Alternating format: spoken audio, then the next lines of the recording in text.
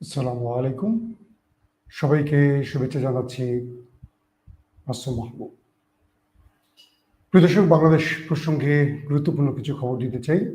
বাংলাদেশের প্রধান রাজনৈতিক দলগুলো ক্রমান্বয়ে মুখোমুখি হয়ে পড়ছে, নির্বাচন অনিশ্চয়তার দিকে এগিয়ে চলছে এবং ফ্যাসিস্ট রেজিমের শক্তিগুলো ক্রমান্বয়ে শক্তি বৃদ্ধি করছে। সবকিছু মিলে আগামী নির্বাচন সঠিক সময় হবে কিংবা গণভোটের পক্ষে এবং বিপক্ষে সোশ্যাল মিডিয়াতে যে ঝড় উঠছে, সেই ঝড়ে কারা শেষ পর্যন্ত বিজয়ী হবে। নির্বাচনে আমরা যতটা ভাবি বিএনপি নিশ্চিত বিজয়ী হবে, আদৌ কি বিএনপি বিজয়ী হবে, তাকে শেষ পর্যন্ত ভাঙা শামুকে পা কাটতে পারে বিএনপির ভেতরে সমস্যাগুলো কি, তাদের সিদ্ধান্তের ভুল কোথায়, সবগুলো বিষয় নিয়ে আজকের এই লাইভ সেশন। আশা করি পুরো ভিডিওতে আমাদের সঙ্গেই থাকবেন। দর্শক, প্রথমে আমি আপনাদের একটা ভিডিও আগে শোনাতে চাই, তারপর আমি আলোচনায় ফিরব। জন্ম হয়েছিল হা ভোটের মধ্য দিয়ে। বিএনপি যদি না ভোটে স্ট্রিক থাকে, বিএনপির হলো মৃত্যু হবে না ভোটের মধ্য দিয়ে। বিএনপি এই কনসেনসাস কমিশনের মধ্য দিয়ে আওয়ামী লীগকে নিয়ে আসার যে পায়তারা চালাচ্ছিল, বাংলাদেশের জনগণ সেই জায়গাটা ঠেকিয়ে দিয়েছে। আমাদের নাসির পাটোয়ারি, এনসিপির একজন নেতা, তিনি যে বক্তব্যটি দিয়েছেন, তার বক্তব্যের সাথে আপনারা কারা কারা একমত আমি জানি না, কিন্তু নাসির পাটোয়ারি হয়তো একটি দলের নেতা, কিন্তু যুব সমাজের প্রতিনিধি। বাংলাদেশে এই মুহূর্তে সর্বাধিক ভোট আমাদের যুবক ভাইদের, তাই বিএনপির স্লোগান যুবকদের প্রথম ভোট বা তরুণদের প্রথম ভোট ধানের শীষে হোক। যদি তাই হয়, যুবকদের পালস আমরা কি বুঝতে পারছি, এই বিষয়ে বিএনপির কিছু জরিপ চালানো দরকার, যে আসলে যুবকরা কি চাইছে, তরুণ মনে বিএনপিকে নিয়ে কি ভাবনা রয়েছে, এটা নিয়ে কাজ করা উচিত। সাম্প্রতিক সময় অর্থাৎ গত 14-15 মাসে পরিবর্তিত বাংলাদেশে বিএনপির অনেক বিজ্ঞ লোকেরা সেমিনার, সিম্পোজিয়াম সহ বিভিন্ন অনুষ্ঠান করছেন। আমরা দেখতে পাচ্ছি সেখানে নিজেদের কিছু লোক ছাড়া সামগ্রিকভাবে সাধারণ মানুষের উপস্থিতি নেই বললেই চলে। অর্থাৎ আমরা যখন দেখি শিবিরের সায়েন্স ফেস্টিভ্যাল অথবা শিবির যখন জুলাইকে উদযাপন করছিল সোহরাওয়ার্দী উদ্যানে কয়েকদিন ধরে, আবার পাশাপাশি যখন দেখছি আমরা বিএনপির উদ্যোগে বিভিন্ন হলে তারা বিভিন্ন শিক্ষামূলক প্রোগ্রাম করছে, তখন দুটোর উপস্থিতি এবং মানুষের সেই ব্যাপার নিয়ে আমরা একটু বিশ্লেষণ করলাম। ডাকসু নির্বাচনের আগে এরকম একটি জরিপ চালিয়েছিলাম, সেখানে বিএনপিকে আমরা দেখেছিলাম 11% বা 12%-এর মধ্যে, বাকিটা জামাত শিবিরের পক্ষে, আর এনসিপি বাকশাল বা আদার যারা ছিলেন কেউ 2, কেউ 1, কেউ 3 এরকম পেয়েছে। অনেকেই আমাকে নিয়ে উল্টাপাল্টা মন্তব্য করেছিলেন, বিশেষ করে আমার বিএনপির বন্ধুরা। ডাকসু নির্বাচনের ফল কি পেয়েছিলেন আপনারা? একদম আমাদের জরিপের যে ফলগুলো এসছে হুবহু সেভাবেই আমরা রেজাল্টটা দেখলাম। আবিদ এবং সাদিক কায়েমের ভোটের পার্সেন্টেজ দেখেন, অথবা শিবির টোটাল প্যানেল যে ভোট পেয়েছে, টোটাল বিএনপির ভোটটাকে যোগ করেন, কি রেজাল্ট দাঁড়ায় মেলান। বিষয়টা হলো গিয়ে জরিপগুলো আমরা কেন করি? কোনো পক্ষকে বিজয়ী করতে না, এই জরিপগুলো চালাই আমরা আসলে বোঝার চেষ্টা করি জনগণের পারসেপশন কোন দিকে, এবং এটা যেন দলগুলো বুঝতে পারে। তারেক রহমান বলি, ডাক্তার শফিক বলি, সালাউদ্দিন ভাই, মির্জা ফখরুল ভাইয়ের কথা বলছি, কিংবা তাহের সাহেব আছেন বা যারা আছেন, পারওয়ার সাহেব, যারা দুটো দল চালান, বা নাহিদ ইসলাম, সাজ্জিদ, হাসনাত, তারা যেন জনগণের পারসেপশন বোঝে। কিন্তু জরিপগুলো চালানোর পরে অনেকে নানান রকম মন্তব্য করেন, তুচ্ছ-তাচ্ছিল্য করেন, মানে ধরাকে সরা জ্ঞান করেন, বিষয়টিকে গুরুত্ব দিতে চান না। কিন্তু ফলটা কি হয় আপনাকে আমি দেখাই। ফেসবুকে আমি যখন জরিপ চালালাম, ফেসবুকে অল্প সময়ের ব্যবধানে যে মন্তব্যগুলো পেয়েছি, আপনারা একটু কষ্ট করে দেখে নেবেন। এটা হলো আমার ফেসবুক পেজেরটা একটু দেখেন আপনারা। আমি প্রশ্ন করেছিলাম 1 অথবা 2, কমেন্টে আপনারা মতামত দিন। জাতীয় নির্বাচনের আগে গণভোট প্রশ্নে আপনার মতামত কি? গণভোটের পক্ষে, গণভোটের বিপক্ষে? আপনারা দেখতে পাচ্ছেন যে এটা আরো আগের স্ক্রিনশট নেয়া 3,300 কে, মানে 3,300-র মতো মানুষ কমেন্ট করেছে। আমি দেখলাম সেখানে প্রায় 80%-এর উপরে গণভোটের পক্ষের মানুষ। এটা আমার ফেসবুক পেজ, আমি আপনাদের দেখাচ্ছি এবার ফেসবুক আমার আইডি যেটা, সেখানেও। এরপরে আমি মূল আলোচনায় যাব দর্শক। আমি আগে আপনাদেরকে একটু বোঝাতে আমার সহজ হবে, তারপর আমার আজকের মূল বিষয়টিতে আলোচনা করলে আপনাদের হয়তো বুঝতে সহজ হবে। বিএনপি গণভোটের পক্ষে নাকি বিপক্ষে, আগে আসি এই আলোচনায়।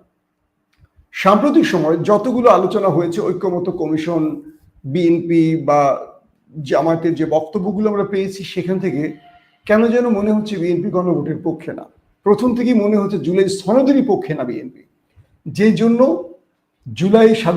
জুলাই বিপ্লবের পর আমরা স্বাধীন বাংলাদেশ পাওয়ার পর আজ পর্যন্ত এই জুলাই সনদ করে বহু হাঙ্গামা হয়েছে। একটি দেশের সবচেয়ে বড় দল যখন পেছন থেকে সেটাকে সাপোর্ট না দেয়, তখন একটি নির্দলীয় সরকার, যাদের জনগণের ম্যান্ডেট নেই বললেই চলে, তারা আসলে বড় কিছু করতে পারে না। তো জুলাই সনদ এখনো ঝুলে আছে, আইনি ভিত্তি নিয়ে ঝুলে আছে, গণভোট প্রশ্নে ঝুলে আছে, নানান রকম প্রশ্ন। এবং শাহাবুদ্দিন চুপ্পু ফ্যাসিস্ট প্রেসিডেন্টকে সরাতে পারে নাই এই সরকার, একমাত্র বিএনপির কারণে, কারণ বিএনপি তাকে সরানোর পক্ষে ছিল না। তো সবকিছু মিলে বিএনপি যা চাইছে বাংলাদেশে এই মুহূর্তে তাই হচ্ছে। কিন্তু এতে করে ইউনূস সরকার একসাথে দুটো খেলা খেলছে। এক, কার্যত মনে হচ্ছে ইউনূস সরকার বিএনপির পক্ষে কাজ করছেন, তাই তো? ইউনূস সরকার তাই করছেন যা বিএনপি বলছে। কিন্তু এখানে যদি গেমটা এইরকম হয়, আমি বলছি না এরকম হতে পারে কি, ইউনূস সরকার বিএনপির প্রত্যেকটা দাবি মেনে জনগণকে বোঝাচ্ছে যে তোমাদের বিএনপি তোমাদের পক্ষে নেই, যার কারণে বিএনপির সোশ্যাল মিডিয়াতে বা গণমাধ্যমগুলোর জরিপে বিএনপি পিছিয়ে আছে। নাম্বার 2, প্রত্যেকটা বিশ্ববিদ্যালয় বিএনপির ছাত্র সংগঠনের ভরাডুবি হয়েছে। তার মানে ইউনূস সরকারের গেমটা এমন হতে পারে, বিএনপির কথা রেখে বিএনপিকে জাতির কাছে ভিলেন বানা দিচ্ছে। এখন আমাদের সালাউদ্দিন সাহেব, মির্জা ফখরুল সাহেব, তারেক রহমান সাহেব বা আদার্স দলগুলোর নেতারা, তারা যদি গণমাধ্যম সোশ্যাল মিডিয়াগুলোতে লক্ষ্য রাখেন, তারা কিন্তু বুঝতে পারছেন আজকে যে হা এবং না ক্যাম্পেইন চলছে, এই হা না ক্যাম্পেইনে তারা কি বুঝতে পারছে না মানুষের মতামত কোন দিকে? তো যদি রাজনৈতিক দলই থাকবে, আপনাদের একটা বিষয় বুঝতে হবে, জনগণের পক্ষে না দাঁড়ালে এই 24-এর বিপ্লবের পর মানুষ কিন্তু ভিন্ন চিন্তায় এগোচ্ছে। 16টা বছর শেখ হাসিনা আমাদেরকে যেভাবে বন্দী করে, আমাদের মতামত লুট করে ক্ষমতায় ছিল জোর করে, অবৈধভাবে, আগামী দিন এটা হবে না। কারণ জুলাই বিপ্লব এই দেশের 20 কোটি মানুষকে বলে দিয়েছে, শিখিয়ে দিয়ে গেছে, এদেশের আমাদের টিকটক যুবকরা রাস্তায় নামতে পারে, আমাদের ঘরে থাকা ফার্মের মুরগিগুলো জীবন দিতে পারে, যে ছেলেগুলো গার্লফ্রেন্ড নিয়ে রাতভর চ্যাটিং করে কিংবা দিনে রিক্সার হুক তুলে একে অপরকে ভালোবাসার প্রমাণ দেখাতে চায়, তারা সেই যুবকরা পুলিশের, সেনাবাহিনীর, র্যাবের, বিজিবির গুলির সামনে বুক পেতে দিয়ে দেশকে মুক্ত করতে পারে। এখন যদি কেউ মনে করেন যে আমাদের যুবকরা রাজনীতি নিয়ে ভাবে না, আমি মনে করব যে রাজনীতিবিদরা বোকার স্বর্গে বাস করছেন। আমি আজকে আমার বিএনপি সমর্থিত 100 বন্ধুকে মেসেজ করছি, একটা মেসেজ লিখে যারা ন্যায়ের পক্ষে, গণভোটের বিপক্ষে, তাদেরকে, যারা আমার খুব বিশ্বস্ত বন্ধু, তাদেরকে আমি প্রায় 100 জনের মতো হবে, 90 থেকে 100 জনের মতো হবে, একটা মেসেজ লিখে আমি সবাইকে সেন্ড করেছি। প্রশ্নটা করেছিলাম এরকম যে আপনি গণভোটের পক্ষে না কেন? একজনও আমাকে সদুত্তর দিতে পারেনি। তার মানে হলো দল বলেছে না, তাই তারা না। যে দলের মধ্যে বিবেক সম্মিলিত, যে দলটার মধ্যে তাদের নেতা কর্মীরা নিজে কোনো চিন্তা করার ক্ষমতা রাখে না, সেই দল উৎকর্ষ লাভ করতে পারে না। মনে রাখবেন, মানে হেমিলনের বাঁশিওয়ালার মতো একটা দল বলবে এটা আমাদের সিদ্ধান্ত, সবাই ছুটবেন পেছনে, সেই দেশের মানুষ বেশি দূর যেতে পারবে না। যে কারণে ডাকসুতে আবিদরা হেরে গেছে, যে কারণে রাবি অর্থাৎ রাজশাহীতে, চট্টগ্রামে, জাহাঙ্গীরে হেরে গেছে ছাত্রদল। এখানে আমাদেরকে একটু বুঝতে হবে যে আমাদের ভুলটা কোথায়। আমি এখনো বলিনি আমি হা কিংবা নায়ের পক্ষে, আমি বলছি গণমাধ্যম, সোশ্যাল মিডিয়া, যুবকদের ভাবনাগুলো। এখন আপনারা ভাববেন যে আপনারা নায়ের পক্ষে থাকবেন না হায়ের পক্ষে থাকবেন। আমি কি আপনাদের কাছ থেকে হায়ের পক্ষে ভোট চাইতে চাই নাই, নায়ের পক্ষেও ভোট চাই নাই। প্রেক্ষাপটটা তুলে ধরছি। আসেন, আজকে আমি বিএনপি এবং জামাতের কয়েকজন নেতার সাথে কথা বলেছি ফোনে। আমি জামাতের এক নেতাকে প্রশ্ন করেছি যে আপনারা কি ভাবছেন গণভোট এবং পিআর নিয়ে। তিনি আমাকে যে বক্তব্যটা দিয়েছে সে বক্তব্যটা হলো এরকম যে আমরা যতগুলো দাবি তুলেছি অধিকাংশ দাবিটি বিএনপির না। আমাদের প্রশ্ন হলো গত 16 বছর আমরা যতগুলো দাবি তৈরি করেছি বিএনপি হ্যাঁ বলেছে, এখন কেন না বলছে সব? কারণ তখন বিএনপি ক্ষমতা ছিল না, বিএনপি আওয়ামী লীগ ক্ষমতায় ছিল, কিন্তু এখন বিএনপি ভাবছে তারা ক্ষমতায় আসবে, তাই কোনো দাবি মানলে আগামীতে রাজনৈতিক যে পরিবর্তনগুলো আসবে বিএনপি পরিবর্তন চায় না, কিন্তু এই পরিবর্তনগুলো বিএনপি বিরোধী দলে থাকতে চায়। জামাতের নেতার বক্তব্যটির প্রথম পয়েন্টটা যে বিএনপি যখন বিরোধী চেয়ারে থাকে তখন মানে বস্তায় বস্তার দাবি তুলতে পারে, কিন্তু যখন বিএনপি বুঝতে পারে তারা ক্ষমতায় আসবে বা ক্ষমতা এসে যায় তখন বিএনপি কোনো দাবি মানতে চায় না। ঠিক আওয়ামী লীগ যেভাবে বিএনপির 16 বছরে একটি দাবি মানেনি, বিএনপি একই পথেই আছে। এটা হলো জামাতের প্রথম বক্তব্য। যেমন তিনি বলছেন যে এই জুলাই কিন্তু বিএনপিকে ক্ষমতায় আসার সুযোগ তৈরি করে দিচ্ছে, কিন্তু জুলাই সনদ নিয়ে, তার আইনি ভিত্তি নিয়ে, তার পক্ষে গণভোট নিয়ে বিএনপি সবসময় না। এটা জামাতের বক্তব্য। প্রশ্ন হলো তাহলে বিএনপির এই নাটা কেন? এই নাটা গণভোটের পক্ষে, জুলাই সনদের বিপক্ষে এবং আইনি ভিত্তির বিপক্ষে এবং গণভোটের বিপক্ষে জাতীয় পার্টি এবং আওয়ামী লীগ, তাদের সঙ্গে বিএনপি যোগ হলো কেন? এই উত্তরটা বিএনপির কাছ থেকে জানতে চাই আমরা। বিএনপি যেন এই আমাদের যুব সমাজকে বক্তব্যটা খুব স্পষ্ট করে দেয়, নতুবা আমাদের যুব সমাজ বিএনপিকে নিয়ে বিভ্রান্ত হবে। নাম্বার 2, জামাত নেতা দ্বিতীয় যে কথাটি বললেন এটা খুব সিগনিফিকেন্ট একটা কথা। তিনি বললেন আমরা পিআর চেয়েছি নিম্ন এবং উচ্চ কক্ষে, সরকার মেনে নেয়নি, বিএনপি মেনে নেয়নি, অনেক দল মেনেছে, কিছু দল বিএনপি সমর্থিত দলগুলো মানছে না। ওকে, আমরা উচ্চ কক্ষে পিআর চেয়েছি, সেখানেও বিএনপির না।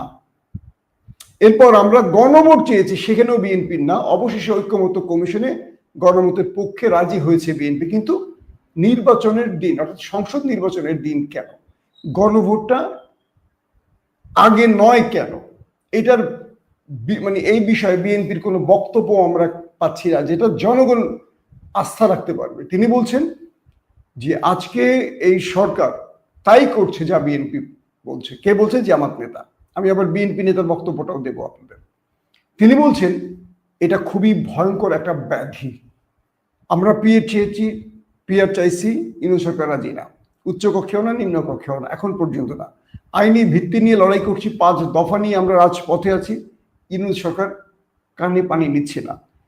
আমরা গণভোট আগে চাইছি, সেটাও ইউনূস সরকারের ঐক্যমত কমিশন সেই পক্ষে মতামত দিলেও ইউনূস সরকার এখন পর্যন্ত গণভোটের পক্ষে কোনো তারিখ বলেনি। যদি এভাবেই চলে জামাত বলছে, তাহলে আগামী নির্বাচনে মিরাকেললি যদি কোনোভাবে একটা ভিন্ন রেজাল্ট চলে আসে, ধরেন জামাত তার কোয়ালিশন নিয়ে জিতে গেল, আওয়ামী লীগ বিএনপি হেরে গেল, তাহলে এই নির্বাচনে জামাত কি ক্ষমতায় বসতে পারবে? অন্তর্বর্তীকালীন সরকার, প্রশাসন, ডিপ স্টেট, সেনাবাহিনী জামাতকে ক্ষমতায় বসতে দেবে? বা বিএনপি আদৌ ক্ষমতা হাত বদলের সুযোগ তৈরি করে দেবে কিনা, বা সেই নির্বাচনের ফলাফল মানবে কিনা? কে বলছে? জামাত নেতা। তার আশঙ্কাটি হলো যে আগামী নির্বাচনে ডাকসু বা বিশ্ববিদ্যালয়গুলোর মতো যদি নির্বাচনে কোনো ফলাফল ভিন্ন কিছু হয়ে যায়, অর্থাৎ এখন যেমন শিবির জিতছে, এরকম যদি হয়ে যায় যে বিএনপি হেরে গেছে জামাতের কাছে, তাহলে আদৌ কি জামাত ক্ষমতা বসতে পারবে? অন্তর্বর্তীকালীন সরকার জামাতকে ক্ষমতা বসতে দেবে? এস্টাবলিশমেন্ট বা ডিপ স্টেট দেবে? সেনাবাহিনী দেবে? আমরা বুঝতে পারছি যে জামাত ক্ষমতায় আসলেও জামাতের জন্য একটা বড় বাধা তৈরি করবে বিএনপি। আর তারই বাস্তব রূপ হলো যে আমরা যতগুলো দাবি করেছি জুলাইয়ের পরে, এই আন্দোলনে জামাত শিবির বড় ভূমিকা রাখলেও তাদের ইচ্ছার প্রতিফলন ঘটছে না অন্তর্বর্তীকালীন সরকারের কাছ থেকে। 3 নম্বর জামাতের বক্তব্যটা হলো যে আমাদেরকে এমন ভাবে তারা রাজপথে নামাচ্ছে, এতে আমাদের একটা লাভ হচ্ছে কি, আমাদের দাবিগুলো জনগণের দাবি হয়ে যাচ্ছে, আর বিএনপির দাবিগুলো হয়ে যাচ্ছে আওয়ামী লীগের দাবি। এতে করে বিএনপির ভরাডুবি হচ্ছে, জামাতের ভোট বাড়ছে। কে বলছে? জামাত নেতা। আসেন, বিএনপির নেতা আমাকে কি বললেন? তিনি বললেন যে তারা ক্ষমতায় আসলে তারা এই বিষয়গুলোর পরিবর্তন করবেন পার্লামেন্ট থেকে। প্রশ্ন হলো, তারা যদি ক্ষমতায় না আসেন, যদি কোনো কারণে জাতীয় পার্টিকে তো তারা নিষিদ্ধ করেননি, এখনো তারা আওয়ামী লীগেরও নিষিদ্ধের পক্ষে না, যদি ভিন্ন কেউ ক্ষমতায় চলে আসে, তারা যদি এটি বাস্তবায়ন পার্লামেন্টে না করে কি হবে? তো বিএনপির বক্তব্য হলো, গণভোট একই দিনে হলে রাষ্ট্রের টাকা সাশ্রয়ী হবে। এটিও একটা ভালো উদ্যোগ। তো তৃতীয় বিষয়টি হলো, বিএনপি গণতন্ত্র এবং মানুষের ভোটাধিকারের বিষয় মানুষের মতামতকে গুরুত্ব দেয়। এই তিনটি হলো বিএনপির নেতার বক্তব্য। তাহলে আমার প্রশ্ন হবে এই দুটো দলের কাছে, আপনারা যদি জনগণকে এতই মূল্য দেন, তাহলে গণভোট করেন, গণভোটই প্রমাণ হয়ে যাক কে জনগণের পক্ষে কে বিপক্ষে। দর্শক, আগামী দিনে একটা বিষয় খুব গুরুত্বের সাথে নিতে হবে। বিএনপি যে পথে হাঁটছে, আমার বিশ্বাস পথটা হয়তোবা একটু ভুল পথ হতে পারে। একটু বলছি কারণ যে বিএনপি জিয়াউর রহমান ক্যান্টনমেন্ট থেকে এসে মানুষের মতামত নিয়ে কাজ করেছেন, এবং বাংলাদেশের ইতিহাসে এখন পর্যন্ত বিএনপি সবচেয়ে বড় দলের পেছনে প্রধান ব্যক্তিটি জিয়াউর রহমান, দ্বিতীয় ব্যক্তিটি বেগম খালেদা জিয়া। কিন্তু সেই বিএনপিটির এই মুহূর্তে আসলে চালাচ্ছেন কে? তারেক রহমান নাকি বাংলাদেশে থাকা অন্য নেতারা? আর বাংলাদেশে থাকা যে অন্য নেতারা আছেন, তারা কি তারেক রহমানকে সঠিক চিত্র দেখাচ্ছেন, বা তারেক রহমান কি দেশের এই সঠিক চিত্রগুলো মূল্যায়ন করার সুযোগ পাচ্ছেন, নাকি তাকে যারা বোঝাচ্ছেন সেই বুঝের মধ্যেই তিনি আছেন? আমার কেন যেন মনে হচ্ছে বাংলাদেশে আওয়ামী লীগ যা চায় তা যদি বিএনপি চায়, তাহলে এটা বিএনপির রাজনীতির জন্য একটা ভয়ঙ্কর ইতিহাস হবে। যে ইতিহাসটা বিএনপি হয়তো এখন মনে করতে পারছে না, কিন্তু ইতিহাসটা বিএনপিকে মনে রাখতে হবে।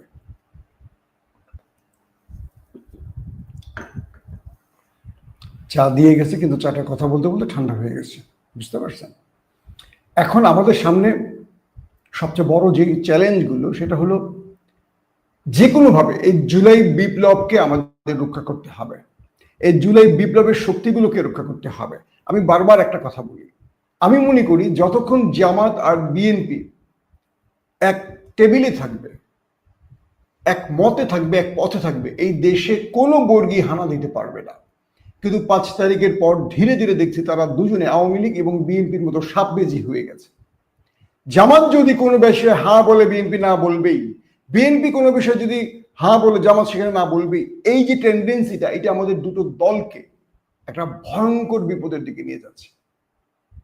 আমি আজকের এই ভিডিওতে, আমি জানি যারা দেখবেন ভিডিওটি, প্রত্যেকের কাছে একটা ছোট্ট কমেন্ট চাইব। আপনারা কি সংসদ নির্বাচনের আগে গণভোটের পক্ষে? হ্যাঁ এবং না, এই কমেন্টই করবেন। সর্বাধিক কমেন্ট আমি দেখতে চাই আজকে আপনাদের। অ্যাটলিস্ট সব দলগুলো বোঝার চেষ্টা করুন জনগণ কোন পথে হাঁটছে। আমি বিএনপি এবং জামায়াতকে আরেকটি কথা বলবো, আপনারা নিজেরা কি চান সেটা বাদ দেন, জনগণ কি চায় সেটা বোঝার চেষ্টা করেন। এবং যদি কেউ ভুল করে আওয়ামী লীগ জাতীয় পার্টিকে আবারও রাজনীতির সুযোগ তৈরি করে দিতে চান, আমি মনে করি আওয়ামী লীগ জাতীয় পার্টি তারা থাকবে রাজনীতিতে, যে দলটি এনে দিবে, সেটা বিএনপি হোক আর জামাত হোক, তারা রাজনীতির ইতিহাস থেকে মুছে যাবে।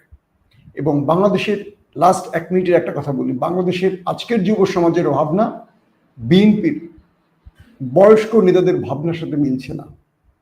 বিএনপির নেতারা, সালাউদ্দিন আহমেদ, মির্জা ফখরুলরা যে ভাবনাটা ভাবছেন, যে বক্তব্যটা দিচ্ছেন, এটা আজকের যুব সমাজের বক্তব্য নয় বলে মনে হচ্ছে।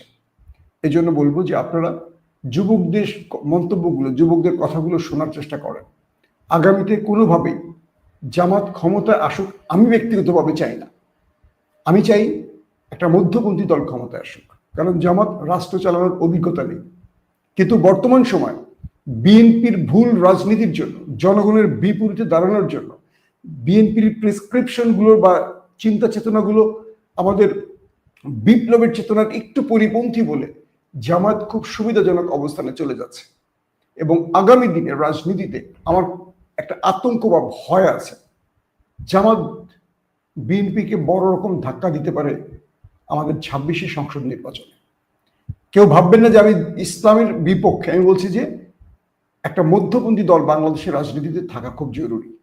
কারণ জামাত বা ইসলামী দলগুলো থাকলে এই দেশে আমি এটুকু বিশ্বাস করি আইনের শাসন থাকবে, ধর্ষণ, খুন, লুটপাট, চাঁদাবাজি, হ্যাঁ, এগুলো বন্ধ হবে, এটা আমি বিশ্বাস করি। কিন্তু আন্তর্জাতিক বিশ্বের সাথে জামাতের যে কানেকশন, এটা সঠিকভাবে এগোবে না। এই দেশকে এগিয়ে নিতে গেলে শুধু ইসলামই যথেষ্ট নয়, বহির্বিশ্বের সাথে সম্পর্কের একটা ব্যাপার থাকে। কিন্তু এই সুযোগটি বা এই জিনিসটি সম্ভব হবে শুধু জামাত বিএনপি এক থাকলে। আওয়ামী লীগ জাতীয় পার্টি ভিন্ন দল হলেও তারা কিন্তু পার্লামেন্টে এক ছিল, যে জন্য 16টা বছর তারা থাকতে পেরেছে। জামাত এবং বিএনপির যদি একটা প্ল্যান করে নেয়, তাদের মধ্যে যদি একটা আন্ডারস্ট্যান্ডিং তৈরি হয় যে তারা দুজনেই একটা সরকার গঠন করবে, তাহলে বিএনপি মধ্যপন্থী দল হিসেবে আন্তর্জাতিকভাবে একটা সমাদৃত দল, জামাত ইসলামিক দল হিসেবে তার যে মিত্রদের আছে, কোয়ালিশন আছে, চরমোনাই বা হেফাজত বা আরো যে দলগুলো, তাদের নিয়ে জামাতের একটা স্ট্রং উপস্থিতি থাকবে সরকারে। তাহলে হবে কি, এই সরকারটা অর্থাৎ বিএনপি জামাত সমর্থিত সরকারটা অনেকটা জাতীয় সরকারের মতো হলেও পার্লামেন্টে ইসলামী মূল্যবোধের জাতীয়তাবাদী সরকার প্রতিষ্ঠিত করতে পারবে, যেটা বাংলাদেশের মানুষ চায়। আমি বোঝাতে পেরেছি আমার থিমটা। আমি চাই জামাত বিএনপি মিলে একটা সরকার গঠন করুক, যে কারণে আমি কখনো প্রকাশ্যে জামাত এবং বিএনপির বিরোধিতা করি না। আমি এই দুটোকে এক করতে চাই। আগামী দিনে ফ্যাসিস্ট বিরোধী বা বামপন্থী চিন্তা বা আমাদের ওই যে শত্রু দেশের আগ্রাসন বন্ধে আমার এই চিন্তাটা। এখন বিএনপির অনেকেই মনে করেন মাসুম আমাদের ছেলে, কিন্তু কথা তো আমাদের বিরুদ্ধে বলে। আবার অনেকেই মনে করেন যে আমি জামাতের ক্ষমতা আসো, একটু আগে যে বললাম জামাতের বিপক্ষে, আমি আসলে ইসলামের পক্ষে এবং জাতীয়তাবাদের পক্ষের মিশ্রণের একটা মানুষ। আমি বিশ্বাস করি আমি তালেবান সরকার চাই না বাংলাদেশে। আমি বিশ্বাস করি আমরা এমন একটা সরকার চাই যে সরকারটা লং টাইম দেশের মানুষকে কি এক কথা মানে ভালো কিছু সার্ভ করতে পারবে। আশা করি আপনারা বুঝতে পেরেছেন। যদি বুঝতে না পারেন কমেন্ট করবেন, আমি প্রয়োজনে এটা নিয়ে আরো ব্যাখ্যা দিব পরবর্তী ভিডিওতে। আবারও বলছি, জামাত বিএনপির একটা ঐক্যমতের ভিত্তিতে নতুন সরকার আমি দেখতে চাই, একক বিএনপিকে না, একক জামাতকে না, যাতে করে আগামী দিনে আমাদের দেশের মানুষের ইচ্ছা বাস্তবায়ন হয়। প্রত্যেকে ভালো থাকবেন। আল্লাহ হাফিজ।